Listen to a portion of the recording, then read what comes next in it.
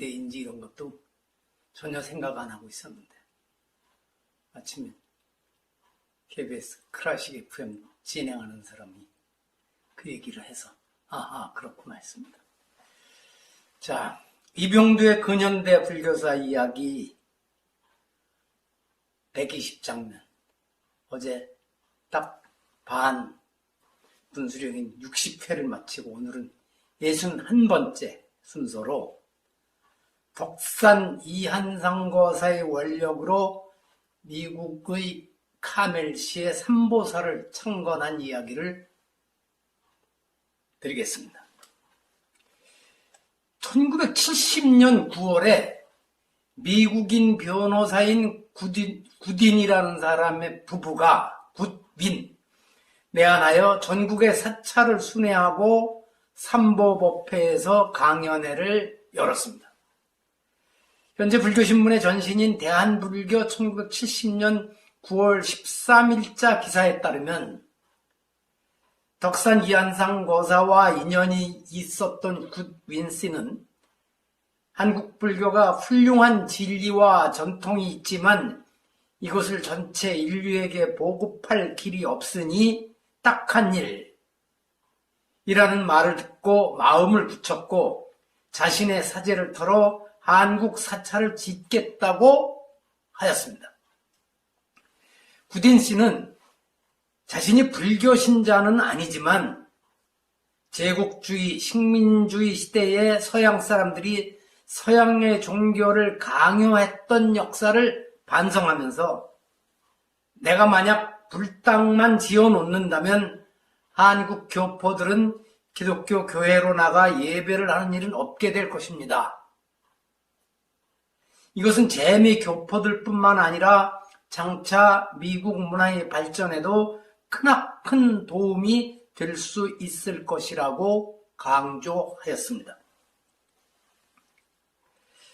덕산 거사와 굿윈 씨의 인연으로 시작된 미국의 한국 전통사찰 창건은 1971년 7월 덕산이 미국으로 이민을 가면서 속도를 내게 되었고 조계선언과 해능사에 이어 세 번째로 캘리포니아주 카멜시 근교에 삼보사를 준공하여 1973년 1월 28일 회양법회를 열었습니다.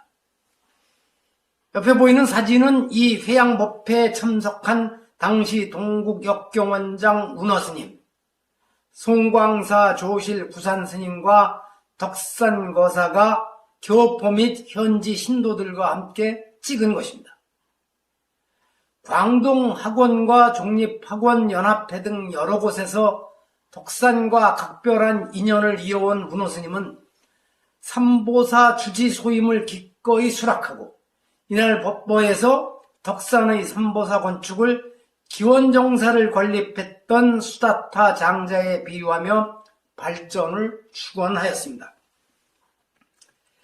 당초 사찰 건축 비용을 내겠다고 했던 굿윈 씨가 빠진 사연은 알 수 없지만 어쨌든 삼보사 창건은 현대 불교사 곳곳에 큰 자취를 남긴 덕산 거사의 출연으로 이루어졌습니다.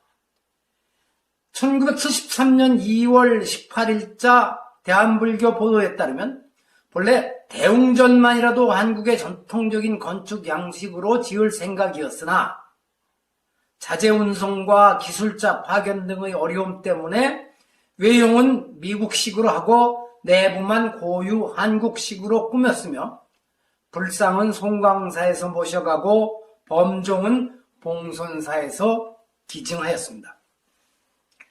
삼보사는 창건 이래 오늘에까지 미국 서부 지역을 대표하는 사찰로 탄탄하게 자리잡아 불자들뿐 아니라 재미 교포의 귀의처 역할을 하고 있습니다. 삼보사 회양과 개원법회에 참석하러 운허스님과 함께 미국을 방문했던 부산스님은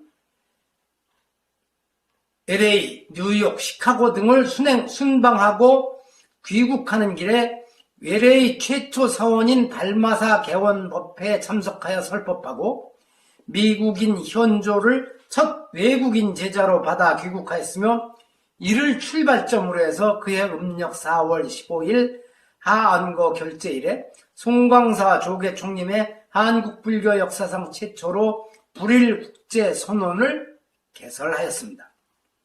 이 국제선언에서 구산 스님을 모시고 5년간 참선 수행을 체험한 미국 캘리포니아 주립대 교수 로버트 버스웰은 이때의 참선 수행 경험을 바탕으로 파란눈 스님의 한국 선수행기를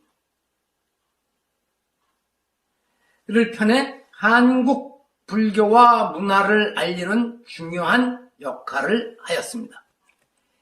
재미교포 불자들의 신행생활을 주요 목적으로 했던 덕산의 삼보사창건이 구산 스님의 국제선언 개설과 외국인 제자 양성으로 한국 불교의 세계화라는 더 큰 목표를 이룩하는 데에도 기여하게 된 것입니다.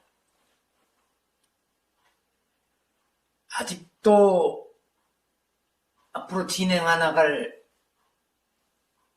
이야기에서도 덕산거사 얘기가 자주 나오겠습니다만 한국 불교 현대사에서 좀 덕산의 손길이 미치지 않은 곳, 덕산이 도움을 주지 않은 곳은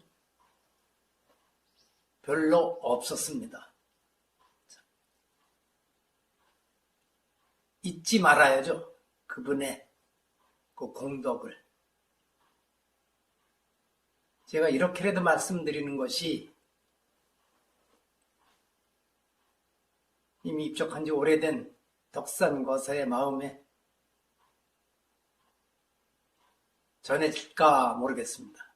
저는 저대로 한 번도 뵙지 못한 분이지만, 그리고 그런 분이 계신 줄도 잘 모르고 있다가 수년 전에 그분에 대한 이야기를 듣고서부터 늘 고마운 마음을 잊지 않고 있습니다. 마칩니다.